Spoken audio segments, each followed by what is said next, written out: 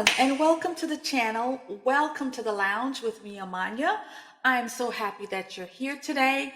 Today we are talking about quinoa. And I love quinoa because I went on a fast of not eating any rice, so I gravitated to a lot more um, grains. And so quinoa has become one of my main things that I incorporate into my body as far as that part of the diet goes. And so today I wanted to show you all a black bean coconut quinoa that I love to make. It's very simple to make. Couple of steps to doing it. First, you're going to need black beans, boiled beans. Don't throw out the juice. Keep the bean broth. It's critical for this recipe.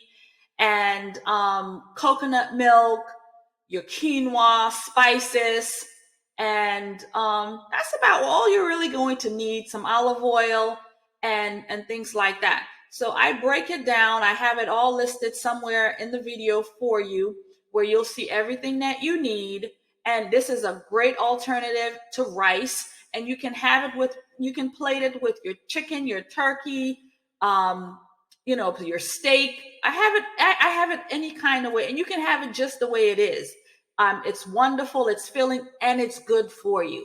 So if you're interested in knowing how to make black bean coconut quinoa, stay tuned for that.